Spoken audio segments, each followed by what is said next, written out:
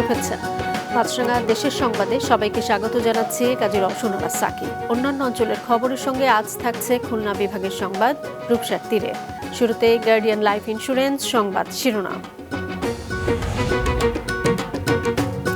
ফেনীর আলোচিত নুসরাত হত্যা মামলায় 2 জনের মৃত্যুদণ্ড হাইকোর্টে বহাল, 4 জনের যাবজ্জীবন, 10 জন খালাস। নিম্ন আদালতে রায় দেয়া বিচারককে সরানোর নির্দেশ।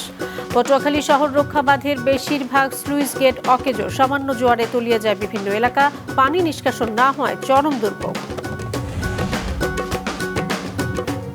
শুনছিলেন শিরোনাম, এবারে বিস্তারিত। ফেনীর মাদ্রাসা ছাত্রী নুসরাত হত্যা মামলায় আসামি সিরাজউদ্দৌলা ও শাহাদাত হোসেনের মৃত্যুদণ্ড বহাল রেখেছে হাইকোর্ট। এছাড়া 4 জনের যাবজ্জীবন ও 10 জনকে খালাস দেওয়া হয়েছে। পাশাপাশি সঠিক রায় দিতে না পারায় বিচার কাজ থেকে নিম্ন আদালতের বিচারক মামুনুর রশিদকে সরানোর নির্দেশ এসেছে। এই রায়ে সন্তুষ্টি জানিয়েছেন এলাকাবাসী ও নুসরাতের স্বজনরা। ফেনী রিপোর্টার জমির বেগের পাঠানো তথ্য ছবিতে ডেস্ক রিপোর্ট। ফেনীর বহুল আলোচিত মাদ্রাসা শিক্ষার্থী নুসরাত হত্যা মামলার রায় দুপুরে ঘোষণা করেন বিচারপতি বিশ্বদেব চক্রবর্তী এবং বিচারপতি KM রাশেদুজ্জামান রাজার হাইকোর্ট বেঞ্চ। রায় নিম্ন আদালতে মৃত্যুদণ্ডপ্রাপ্ত 16 জনের মধ্যে বহাল রাখা হয়েছে সোনাগাজী ইসলামিয়া ফাজিল মাদ্রাসার তৎকালীন অধ্যক্ষ সিরাজউদ্দৌলা এবং একই মাদ্রাসার শিক্ষার্থী শাহাদাত হোসেন শামীমের মৃত্যুদণ্ড। এছাড়া সাজা কমিয়ে যাবজ্জীবন কারাদণ্ড দেয়া হয় নুরুদ্দিন মোহাম্মদ জোবায়ের, উম্মে সুলতানা ওরফে পপি এবং জাবেদ হোসেনকে। 10 জনকে দেওয়া হয় খালাস। আসামিরা নিজেরাই স্বীকারোক্তি দিয়েছেন ম্যাজিস্ট্রেটের কাছে যে কারা কিভাবে ঘটনা ঘটিয়েছে। এই সামগ্রিক বিবেচনায় আদালত রায় দিয়েছেন। মূল কথা হচ্ছে 2 জনের মৃত্যুদণ্ড বহাল, মৃত্যুদণ্ডপ্রাপ্ত 4 জনের মৃত্যুদণ্ড থেকে সাজা কমিয়ে যাবজ্জীবন কারাদণ্ড, বাকি 10 জন হচ্ছে বেকসুর খালাস। এর আগে 2019 সালের 24 অক্টোবর ওই 16 জনকে মৃত্যুদণ্ড দিয়েছিল ফেনীর নারী ও শিশু নির্যাতন দমন আদালত। এভাবে গণহারে মৃত্যুদণ্ড দেওয়ার বিষয়টিকে আজ উচ্চ আদালতে তুলে ধরে ক্ষোভ প্রকাশ করেন আসামি পক্ষের আইনজীবীরা। আমরা জুবায়েরের জন্য উচ্চ আদালতে আপিল করব। আমরা একটি বড় আর্গুমেন্ট করেছিলাম, যে আর্গুমেন্টের জবাব রাষ্ট্রপক্ষ দিতে পারে নাই। ওই প্রেমিসেসে একটা সিসিটিভি ক্যামেরা ছিল। এই সিসিটিভি ক্যামেরার ছবি আজও সেখানে আছে। 6 বছর আগেও সেখানে সিসিটিভি ক্যামেরা ছিল, কিন্তু প্রসিকিউশন পক্ষ কিংবা ইনভেস্টিগেটিং অফিসার ওই সিসিটিভি ক্যামেরাটাও সিজ করে নাই, সিসিটিভি ক্যামেরাটাকে আদালতের সামনে উপস্থাপন করে নাই। এদিকে হাইকোর্টের রায়কে কেন্দ্র করে সোনাগাজী পৌরসভার চরচান্দিয়া এলাকায় নুসরাতের বাড়ি ও এর আশেপাশের এলাকায় গেল শনিবার থেকে নিরাপত্তা জোরদার করা হয়েছে। রায় সন্তোষ জানানোর পাশাপাশি নিরাপত্তা বহাল রাখার দাবি জানিয়েছেন নুসরাতের পরিবার ও এলাকাবাসী। আজকে আদালতের মাধ্যমে এই ঐতিহাসিক রায়ের মাধ্যমে আমাদের এলাকাবাসীর প্রত্যাশা পূরণ হয়েছে। আমরা ন্যায় বিচার পেয়েছি বলে মনে করি। আমরা সন্তুষ্ট এই রায়ে, যেটা হত্যা প্রকাশ হয়ে গেছে। আজকে নুসরাতের হত্যা করা হয়েছে। আমরা এই রায়, আমরা আদালতের প্রতি অনেক শ্রদ্ধাশীল। আমরা জানি আমরা ন্যায় বিচার পাবো। এখন শুধু আমাদের নিরাপত্তার প্রয়োজন। নুসরাত জাহান রাভির পরিবারের সদস্যদের সুরক্ষার জন্য তাদের বাড়িতে অতিরিক্ত পুলিশ মোতায়েন করা হইয়াছে। 2019 সালের 27 মার্চ নিজ কক্ষে ডেকে নিয়ে নুসরাতের শ্লীলতাহানি করে সিরাজউদ্দৌলা। এই ঘটনায় মামলা হলে গ্রেফতার করা হয় তাকে। মামলা তুলে না নেওয়ায় 6 এপ্রিল মাদ্রাসার ছাদে ডেকে নিয়ে নুসরাতের হাত পা বেঁধে গায়ে কেরোসিন ঢেলে আগুন ধরিয়ে দেওয়া হয়। পরে 10 এপ্রিল ঢাকা মেডিকেল কলেজ হাসপাতালের বার্ন ইউনিটে চিকিৎসাধীন অবস্থায় মারা যায় নুসরাত। এ ঘটনায় সোনাগাজী থানায় মামলা করেন নুসরাতের বড় ভাই মাহমুদুল হাসান নোমান। মাছরাঙা নিউজ ডেস্ক। রংপুর জেলা স্কুলের অবসরপ্রাপ্ত স্কুল শিক্ষক সহ পরিবারের 4 সদস্যকে হত্যার দায় স্বীকার করে গতরাতে আদালতে জবানবন্দি দিয়েছে অভিযুক্ত 2 আসামি সিদ্ধার্থ দাস ও মুগ্ধ দাস। এরপর তাদেরকে কারাগারে পাঠানো হয়। এদিকে তাদেরকে হত্যার প্রতিবাদে ও দোষীদের শাস্তির দাবিতে আজ সড়ক অবরোধ করে বিক্ষোভ করেছেন স্কুলটির শিক্ষক এবং বর্তমান এবং সাবেক শিক্ষার্থীরা। বেলা 12টায় জেলা স্কুল থেকে শোক র্যালি বের করা হয়। নগরের বিভিন্ন সড়ক ঘুরে জেলা স্কুলের সামনে গিয়ে এটি শেষ হয়। পরে সেখানে অবস্থান নিয়ে বিক্ষোভ করেন শিক্ষার্থীরা। এ সময় তারা দাবি করেন প্রকৃত ঘটনা যাতে অন্যদিকে ঘোরানো না হয়। দোষীদের সর্বোচ্চ শাস্তি দাবি করেন বিক্ষুব্ধরা। গতরাতে মুখ্য মহানগর হাকিম আদালতের বিচারক মোহাম্মদ রফিকুল ইসলামের কাছে 164 ধারায় জবানবন্দি দেয় আসামি সিদ্ধার্থ দাস ও মুগ্ধ দাস। পটুয়াখালী শহর রক্ষা বাঁধের অধিকাংশ স্লুইস গেট দীর্ঘদিন ধরে অকেজো ও ত্রুটিপূর্ণ। এতে সামান্য জোয়ার ও বর্ষার পানিতে যখন তখন প্লাবিত হচ্ছে শহরের বিভিন্ন এলাকা। পানি নিষ্কাশন ব্যবস্থা ভেঙে পড়ায় চরম দুর্ভোগে সাধারণ মানুষ। পটুয়াখালী জেলা রিপোর্টার চিন্ময় কর্মকারের রিপোর্ট। সামান্য বৃষ্টি হলে হাঁটু পানিতে ভেসে যায় পর্যটন কেন্দ্র কুয়াকাটা ঘেঁষা পটুয়াখালী শহর। তলিয়ে যায় শহরের বাড়িঘর, দোকানপাট, ব্যবসা প্রতিষ্ঠান। এতে চরম দুর্ভোগে হাজারো বাসিন্দা। রাস্তাঘাট বৃষ্টির পানিতে তলায় যায় এবং রোডঘাটে দোকানপাট বাসাবাড়ির মধ্যে পানি জমা হয়ে যায়। বৃষ্টির পানি জমিয়া মশামাছি বিস্তার হয়, যার ফলে আমরা চলতে পারি না, গন্ধ হয়। এই ড্রেনে ময়লা আবর্জনা, পলিথিন, ককসেট এই সমস্ত জিনিস বাদ জ্যামই থাকে। শহর রক্ষা বাঁধ থাকলেও দীর্ঘদিন সংস্কারের অভাবে 36টি স্লুইস গেটের অধিকাংশই অকেজু। ফলে জোয়ার এলেই অকেজু গেটগুলো দিয়ে অবাধে পানি ঢোকে লোকালয়ে। আমাবস্যা ও পূর্ণিমার জোয়ারের টানে 1.5 থেকে 2 ফুট পানিতে প্লাবিত হয় শহরের 1/3 এলাকা। শহরের ভিতরে এগুলো অনেক স্লুইস আছে যা অকেজু হয়ে পড়ে রয়েছে, কোনো দেখভাল করার মতো কোনো মানুষ নাই। অল্প বৃষ্টিতে এমন জোয়ারে পানিতে তলিয়ে যাচ্ছে পটুয়াখালী শহর। আমরা এ থেকে মুক্ত পাওয়ার জন্য কর্তৃপক্ষের কাছে আমরা জোর দাবি জানাচ্ছি। পৌর প্রশাসন জানায় লোকবল সংকটে স্লুইস গেটগুলোর সঠিক তদারকি করা যাচ্ছে না। অকেজু কপাটগুলো মেরামতে জরুরি পানি উন্নয়ন বোর্ডের সহযোগিতাও। আর পানি উন্নয়ন বোর্ডের পরামর্শ, সংকট সমাধানে শহরের ড্রেনেজ ব্যবস্থা সম্প্রসারণ জরুরি। আমরা ইতিমধ্যে পৌরসভা থেকে পানি উন্নয়ন বোর্ডে এই সুইচ গেটগুলো মেরামতের জন্য পত্র প্রেরণ করেছি। সর্বশেষ সুখবর হচ্ছে গত মিটিংয়ে পানি উন্নয়ন বোর্ড থেকে আমাকে জানানো হয়েছে সুইচ গেট মেরামতের জন্য তারা বরাদ্দ পেয়েছে। খুব দ্রুত এটা বরাদ্দ অনুযায়ী বাস্তবায়নের তারা উদ্যোগ শুরু করবে। অনেক সময় দেখা যায় যে ড্রেনে প্রচুর ময়লা পড়ে থাকে, যেই কারণে পানি স্লুইস গেট পর্যন্ত সময় মতো আসতে পারে না, আসতে দেরি হয়। এটা একটা বড় সমস্যা। তো যদি পৌরসভার ড্রেনগুলো সময় মতো পরিষ্কার করে এবং সাধারণ লোকজন একটু সচেতন হয়, তাহলে এই পানি সমস্যা থেকে সমাধান করা সম্ভব হবে। 2007 সালে 26 কোটি টাকা ব্যয়ে পটুয়াখালী শহর রক্ষা বাঁধ নির্মাণ কাজ শুরু হয়, শেষ হয় 2012 সালে। এরপর বড় মাপে এ ধরনের সংস্কারে আর কোনো কাজ হয়নি। মাছরাঙা নিউজ ডেস্ক। এদিকে লঘুচাপের প্রভাবে আগামী 3 দিন সিলেট, ময়মনসিংহ, রংপুর ও চট্টগ্রাম বিভাগে মাঝারি থেকে ভারী বৃষ্টিপাত হতে পারে বলে জানিয়েছে আবহাওয়া বিভাগ। উজানের ঢলের কারণে গেল 3 দিন ধরে রাজবাড়ীতে পদ্মা নদীর পানি বৃদ্ধি পাচ্ছে। গেল 24 ঘন্টায় দৌলতদিয়া গেজ স্টেশন পয়েন্টে 16 সেন্টিমিটার পানি বৃদ্ধি পেয়েছে। এতে দৌলতদিয়া, দেবগ্রাম, ছোট ভাকলা সদর উপজেলার মিজানপুর, বরাড, চন্দনী সহ 8 ইউনিয়নের নিচু এলাকা তলিয়ে গেছে। প্লাবিত হয়েছে শীতকালীন সবজি, রোপা আমন ধান ও অন্যান্য ফসলি জমি। এদিকে যশোরে গতকাল থেকে ভারী বৃষ্টির কারণে অভয়নগর, মনিরামপুর ও কেশবপুরের 7টি গ্রাম প্লাবিত হয়েছে। কক্সবাজারের মহেশখালীর এলএনজি টার্মিনাল থেকে জাতীয় গ্রিডে গ্যাস সরবরাহ অব্যাহত রয়েছে। আজ 2টি টার্মিনাল থেকে জাতীয় গ্রিডে 750 মিলিয়ন ঘনফুট গ্যাস সরবরাহ করা হয়েছে। পেট্রোবাংলার এক কর্মকর্তা জানিয়েছেন, মঙ্গলবার আরেকটি গ্যাসবাহী কার্গো পৌঁছানোর কথা রয়েছে। সেটি এলে গ্যাসের সরবরাহ আরও বাড়বে। চট্টগ্রামে গ্যাসের সংকট এখনও কাটেনি। আগের থেকে লাইন কিছুটা কম হলেও এখনও ভোগান্তিতে সিএনজি চালিত অটোরিকশা ও প্রাইভেট কার চালকরা। ফিলিং স্টেশনগুলোতে গাড়ির চাপ কিছুটা কম হলেও গ্যাস পাওয়ার জন্য এখনও 2-3 ঘন্টা অপেক্ষা করতে হচ্ছে তাদের। গ্যাস সংকটে কিছু কিছু স্টেশন বন্ধ রয়েছে। এদিকে যশোর ও সিরাজগঞ্জে বাড়তি দামে বিক্রি হচ্ছে এলপি গ্যাস সিলিন্ডার। ওদিক থেকে ঠেলতে ঠেলতে আধা ঘন্টা লাগছে, আরও তো মনে করেন আধা ঘন্টা লাগবো। কারণ আগে সিরিয়াল আমরা রাত্রে লইতাম, রাত্রে লইলে অনেক সময় 3-4 ঘন্টা লাগতো, এখন 3-4 ঘন্টা লাগে না। অনেক কষ্ট হচ্ছে এখানে আমার নিজেরও বসে থাকতে, এবং অনেকগুলো ইমার্জেন্সি কল আসতেছে, বাধ্য হয়ে এখানে বসে থাকা লাগছে, মানে যেতে পারতেছি না।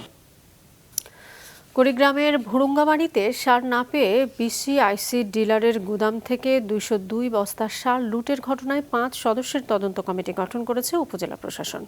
এখনো পর্যন্ত কৃষকদের কাছ থেকে 100 বস্তা সার উদ্ধার করা হয়েছে বলে জানিয়েছে উপজেলা প্রশাসন। পুলিশ জানায়, গতকাল ভুরুঙ্গামারীর শিলখুড়ি ইউনিয়নে মেসার্স শাহ আমানত ডিলার পয়েন্টে সার নিতে জড়ো হন 2 শতাধিক কৃষক, কিন্তু দীর্ঘ সময় অপেক্ষা করলেও ডিলার পয়েন্ট না খোলায় ক্ষুব্ধ হয়ে ওঠেন তারা। এক পর্যায়ে গুদামের দরজা ভেঙে 202 বস্তা ইউরিয়া সার নেওয়া শুরু করে। দেশের বিভিন্ন এলাকায় গত 24 ঘন্টায় হাম উপসর্গে 5 জনের মৃত্যু হয়েছে। নতুন করে 1232 জনের হাম শনাক্ত হয়েছে বলে জানিয়েছে স্বাস্থ্য অধিদপ্তর। নিহতদের মধ্যে সিলেটের এক শিশু রয়েছে। এ নিয়ে সিলেট বিভাগে হাম উপসর্গে মোট 144 জনের মৃত্যু হলো। এদিকে হাম ও উপসর্গ নিয়ে চট্টগ্রামে নতুন করে হাসপাতালে ভর্তি হয়েছে 57 জন রোগী। চিকিৎসাধীন 57 জনের মধ্যে 53 জনই চট্টগ্রাম নগরীর বাসিন্দা। পার্বত্য জেলা বান্দরবানেও ছড়িয়েছে হাম। আজ হাম উপসর্গ নিয়ে হাসপাতালে 15 জন ভর্তি হয়েছে। এছাড়া কুমিল্লায় 13, ব্রাহ্মণবাড়িয়ায় 15, ময়মনসিংহ 18 শিশু হাসপাতালে চিকিৎসাধীন রয়েছে। গেল 24 ঘন্টায় ডেঙ্গুতে আরও 3 জনের মৃত্যু হয়েছে। নতুন করে 994 জন ডেঙ্গুতে আক্রান্ত হয়েছে বলে জানিয়েছে স্বাস্থ্য অধিদপ্তর। নিহতদের মধ্যে গাজীপুরের কাশিমপুরের সাদিয়া নামে 7 বছরের এক শিশু রয়েছে। চট্টগ্রামে নতুন করে 45 জনের ডেঙ্গু শনাক্ত হয়েছে। চট্টগ্রামের বিভিন্ন হাসপাতালে ভর্তি আছে 143 জন ডেঙ্গু রোগী। এছাড়া কুমিল্লা, চাঁপাইনবাবগঞ্জ, পটুয়াখালী ও শেরপুর সহ দেশের বিভিন্ন এলাকায় বেড়েছে ডেঙ্গু। ময়মনসিংহে ডেঙ্গু নিয়ন্ত্রণে গণমাধ্যমের করণীয় শীর্ষক মতবিনিময় সভা হয়েছে। দুপুরে জেলা প্রেস ক্লাব মিলনায়তনে এ সভা অনুষ্ঠিত হয়। এবারে খুলনা বিভাগের সংবাদ রূপসার তীরে।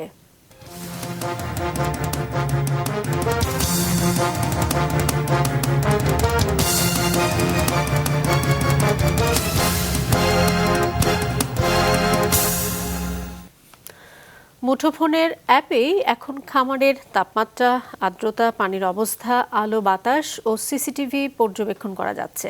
প্রয়োজন অনুযায়ী দূর থেকেই নিয়ন্ত্রণ করা যাচ্ছে পাখা, লাইট ও পানির মোটর।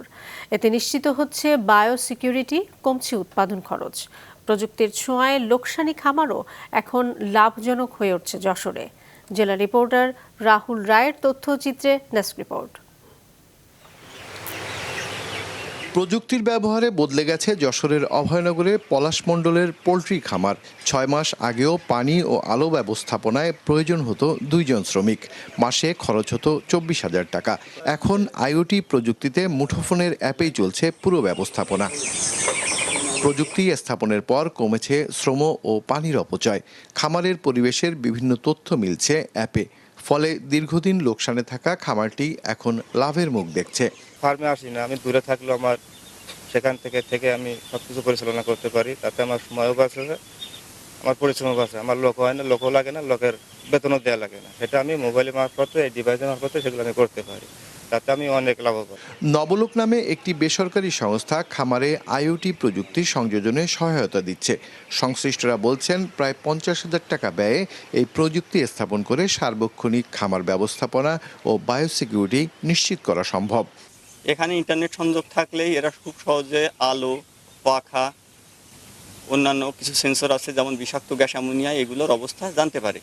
আমি দাদা এখানে এসে যখন দেখলাম যে এই ডিভাইস লাগালে অনেক শ্রম বাঁচে, দূর থেকে একটা করা যায়, খামার পর্যবেক্ষণ করা যায়, তো আমি আগ্রহ প্রকাশ করতেছি। এই ডিভাইসটা যদি ফ্রি না দিয়ে দিতে পারে সরকার, তারপর কিছুটা সংখ্যক যদি একটু দাম কমায় আমাদের দেয়, তাহলে আমাদের জন্য কিছু খামারিদের জন্য সুবিধা হয় আর। প্রাণী সম্পদ বিভাগ বলছে, প্রযুক্তির ব্যবহার উৎপাদন ব্যয় কমিয়ে খামারিদের লাভবান করছে।